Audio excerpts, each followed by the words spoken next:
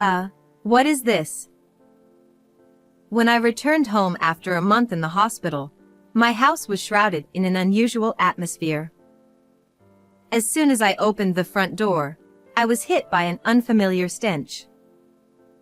Filled with a sense of foreboding, I rushed to my mother-in-law's bedroom. Despite the ongoing heat wave, the air conditioner was off, turning the room into a sweltering inferno. My bedridden mother-in-law, who needed care, was lying in bed. Carol. No. What I saw was a horrifying scene beyond my imagination. My name is Emily. I used to work as an office worker and married Steve, my supervisor at the same food company. He is 4 years older than me and has always been a dependable presence. Even after moving in with his family, I continued working in a different department. From today, this person is my mother-in-law. I lost my mother in an accident when I was in elementary school. Therefore, I subconsciously saw a glimpse of my mother in my kind and warm mother-in-law, Carol, who welcomed me with open arms. Carol, please don't push yourself. I'll handle the cleaning. It's all right. You always cook delicious meals for me, so let me at least handle the washing up. My father-in-law had already passed away, and until Steve got married, he lived with his gentle and humble mother. Despite her chronic illness, Carol took care of all of Steve's needs. Naturally, I took on all household chores, considering Carol's condition. However, she still helped me, worrying about me as a new housewife. Your mother is so kind. I'm really grateful. Is she? All mothers are like that. Steve never showed any gratitude towards his mother. Instead, he believed that it was a parent's duty to take care of their child. When our marriage was decided, Steve had said, I want to leave this old house and say goodbye to my mom. I was surprised to discover this side of him back then.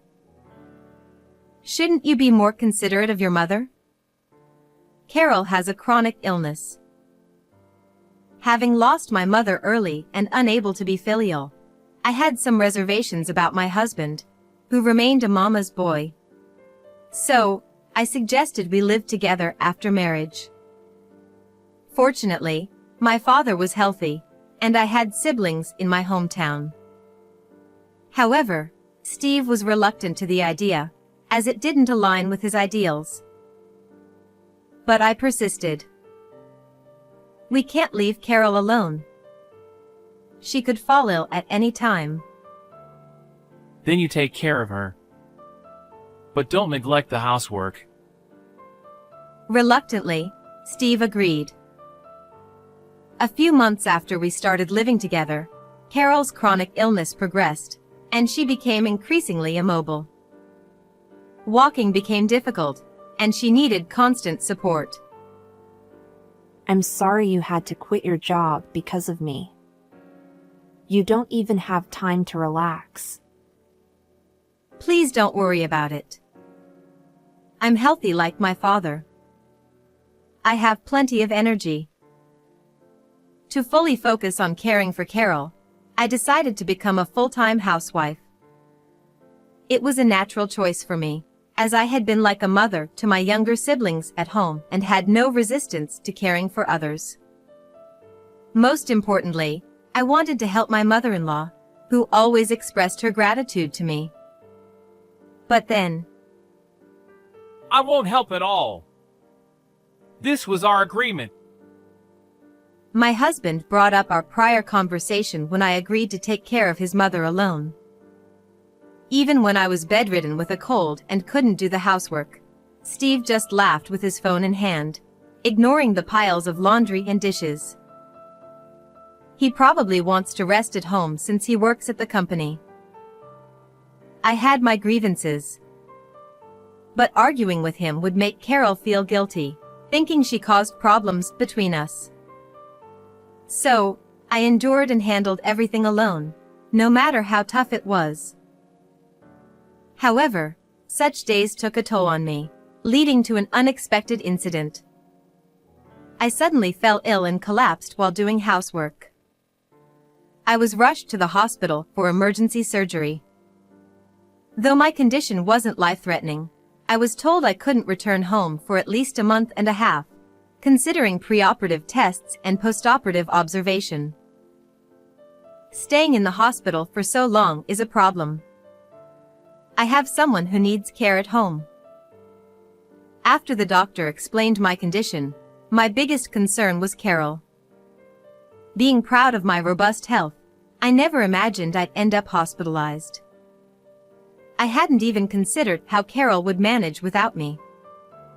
I was at a loss. But then, something unexpected happened. Don't worry about Mom. I'll take care of her. What?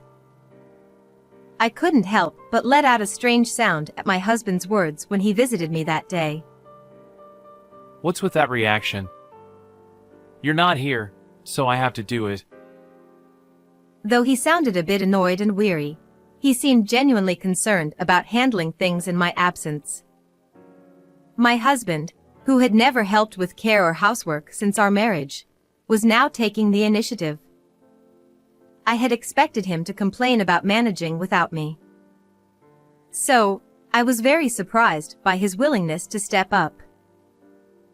There are many people on maternity leave, and the workplace is short-staffed. I won't be able to visit you often, but hang in there. Yeah. Got it. Thanks.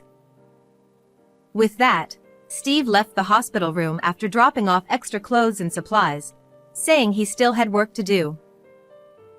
In times of trouble, I can always count on you. Thank you, Steve. Though he was brusque, knowing I could trust him with Carol gave me peace of mind. I was hospitalized, fully understanding his busy work schedule. His inability to visit often didn't bother me. With this reassurance, I let my guard down. In hindsight, I should have questioned his intentions then, and the true nature he kept hidden. After that, my surgery was successfully completed. The postoperative recovery went smoothly, and I was able to leave the hospital about 2 weeks earlier than planned. I didn't expect you to recover so quickly. The doctor was surprised by my swift recovery. Excited about being able to return home sooner, I eagerly called my husband. However, no matter how many times I tried, I couldn't reach him. He must be busy with work and taking care of Carol. I decided to stop texting and surprise him by showing up at home unannounced.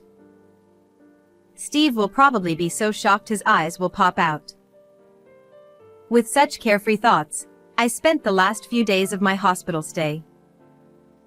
About a month had passed since my hospitalization. The season had transitioned fully into summer. At that time, I was so happy to be returning to my normal life that I was completely elated.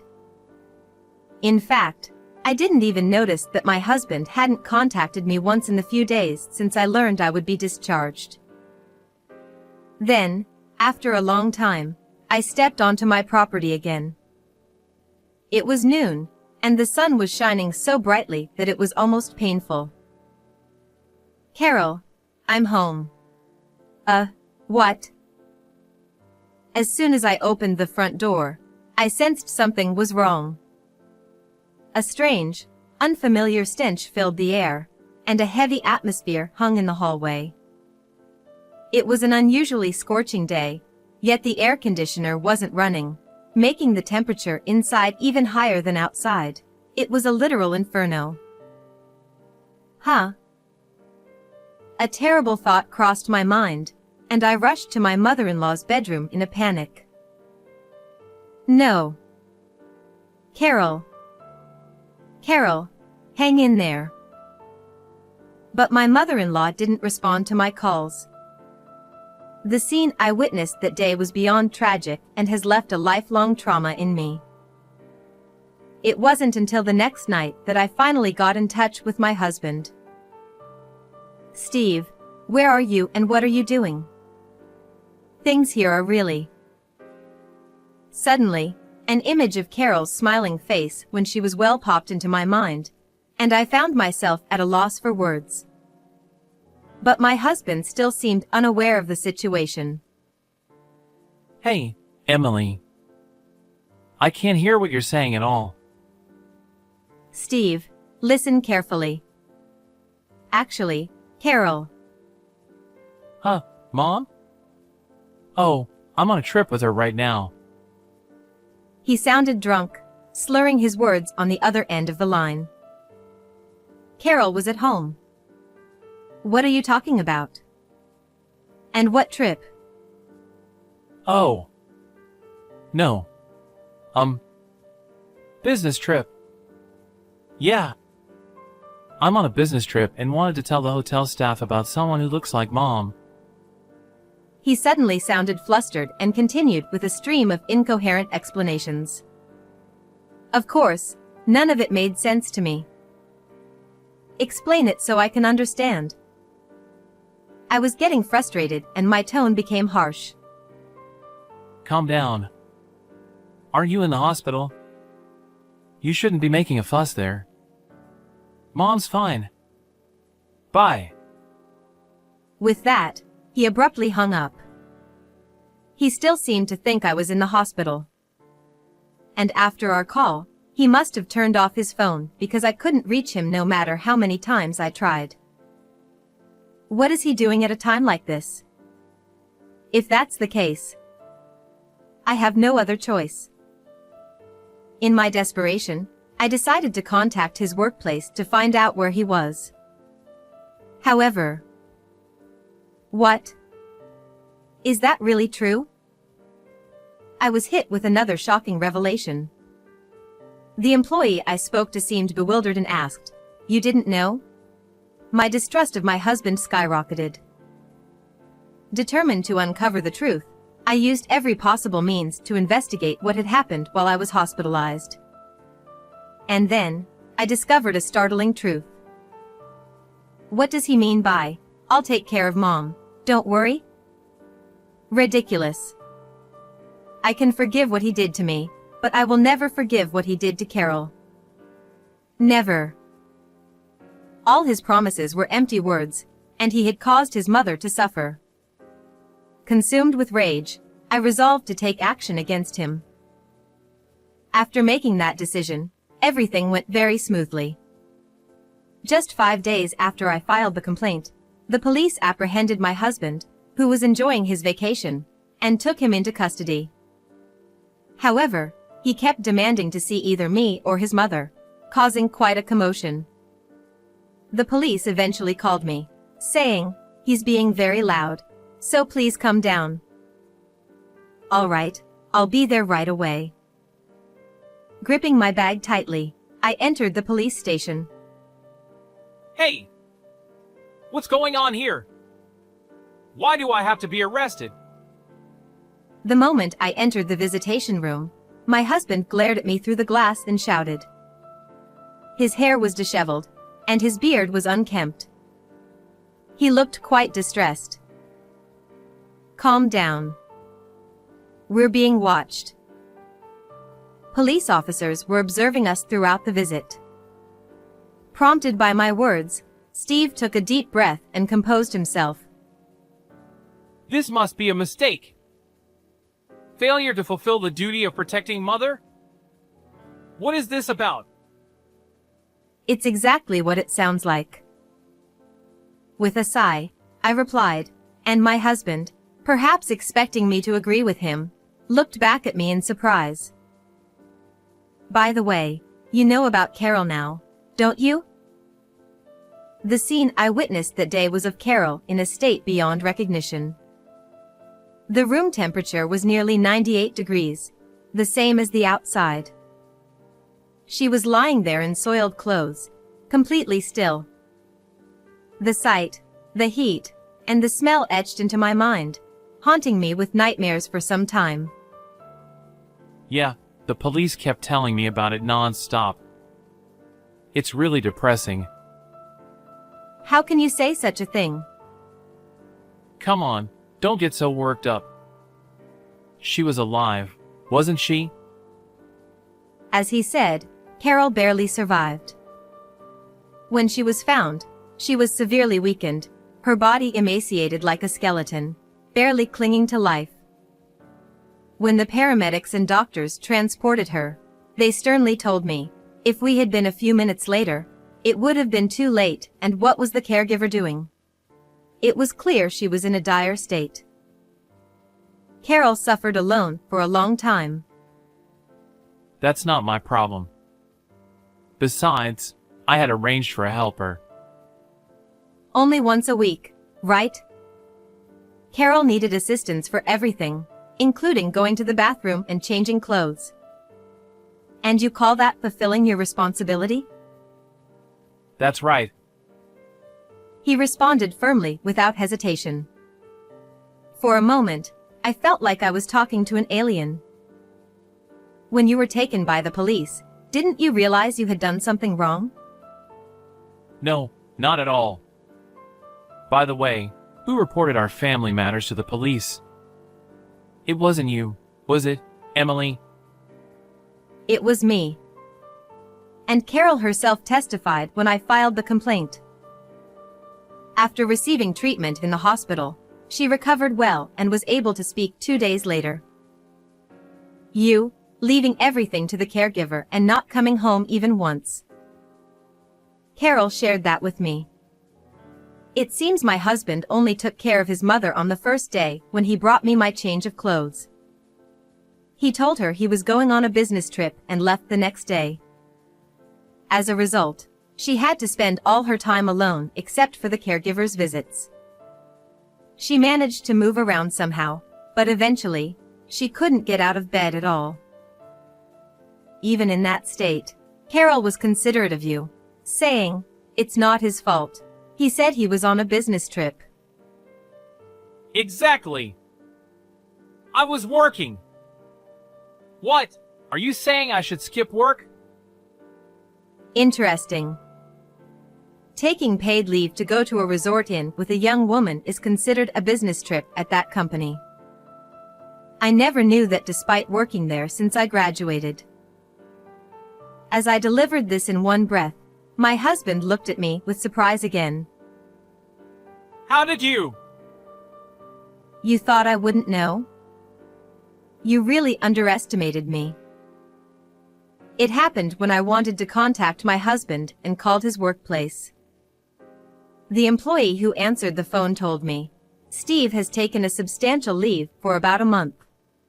I was completely unaware of any paid leave, so I was shocked and, at the same time, deeply mistrustful of my husband for keeping such an important matter a secret from his family.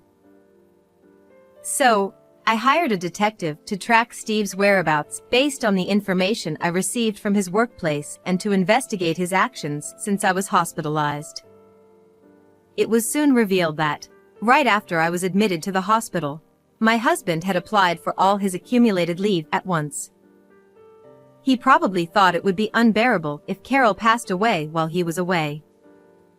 I also discovered that he had hired a caregiver for her. If I hadn't been discharged early, Carol might not have survived. I snarled at my husband, glaring at him, but to my surprise, he showed a look of exasperation. That's why I spent a fortune to hire a helper in case something happened. I'm not the bad guy here. Indeed, I had heard from Carol that the caregiver who came to her was doing a thorough job. The care records were detailed and meticulous, and they even contacted my husband for confirmation. However, the real issue was elsewhere. "Steve, I heard that you ignored all the caregiver's suggestions?" It seemed that weekly visits were far from enough given Carol's condition. The caregiver had proposed increasing the number of visits, but my husband wouldn't listen and eventually terminated the contract abruptly. How could Carol possibly live alone without any help? What were you thinking? Explain yourself. Those guys were so annoying, always telling me to do this and that. And it cost money too. On top of that, didn't you also ignore the caregiver's warning about the air conditioner breaking down? That's why it got so unbearably hot inside. I confirmed all this with the caregiver company. Apparently, the person in charge of Carol had been told by my husband. I'm switching to a service that provides better care, so I'm terminating the contract with you. So, they never imagined that Carol would end up being neglected. Steve, you did tell me. Don't worry, I'll take care of everything, right? Why did you make such empty promises? It's no use blaming me for what's already happened. Damn, you're so annoying. He started muttering some excuses, but I found everything he said infuriating, as it was also self-serving. And about the affair, did you really think it wouldn't hurt me? But it couldn't be helped. After seeing you taking care of that old woman, I just couldn't see you as a woman anymore. What did you just say? Say it again. I shouted angrily, causing the police officer standing behind my husband to tense up slightly. Sorry. I apologized for losing my temper and sat back down. I just wanted to have a little fun. I do feel bad about it. He muttered this without looking me in the eye, like a sulking child who had been scolded. He probably still thought he wasn't at fault deep down. But he likely realized that if he didn't say something like this, my anger wouldn't subside, and it would hurt his case with the police, so he tried to be clever. You just didn't want to deal with caregiving and didn't want to be responsible for your mother. Is that still how you feel? I don't know. His refusal to deny it made it clear that he was deliberately being vague to avoid conflict. At that moment, I finally gave up on him. I've come to understand what kind of person you are. I thought I could wait for you if you were truly remorseful and ready to atone for your sins, but that's impossible. Feeling foolish for having even a glimmer of hope, I pulled out the divorce papers from my bag. I'm divorcing you. And you'll pay for what you did to Carol. I'll be demanding alimony, so be prepared. No, wait! Please don't do this! Why are you saying this now, after everything that's happened? I couldn't understand why he was resisting when the situation was so clear-cut. I sighed deeply, utterly baffled. Steve begged. I just wanted to have a little fun. Emily, you're the only one I love. Please believe me. I can't stand the sight of you anymore.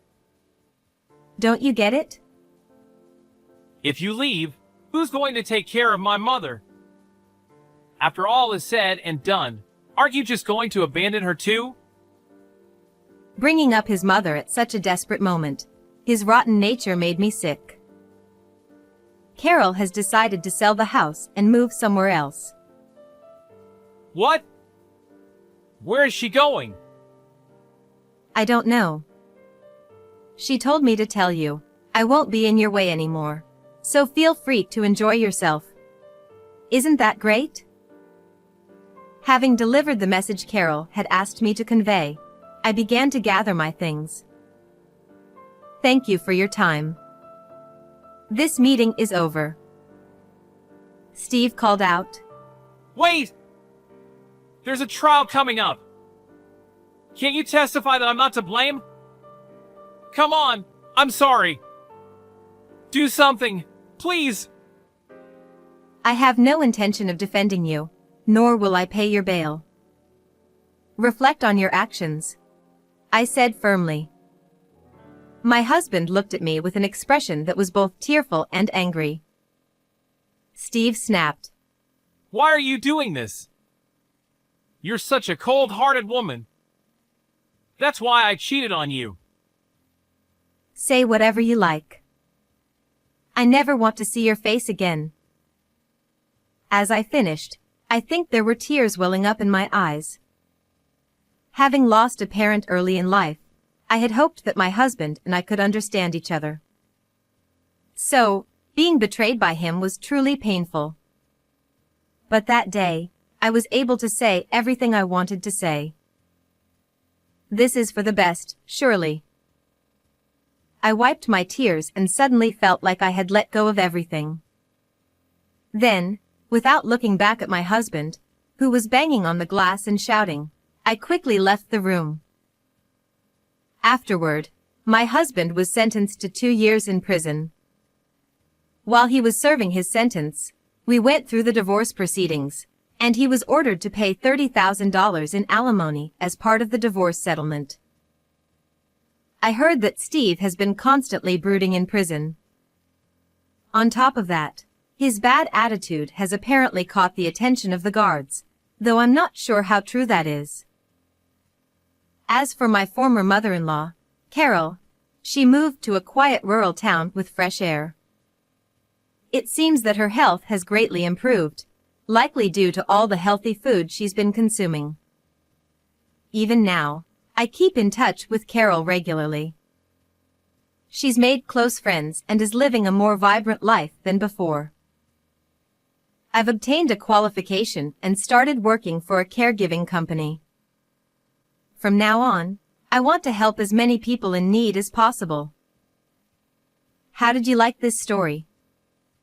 Please don't forget to subscribe to the channel. I'll see you in the next video.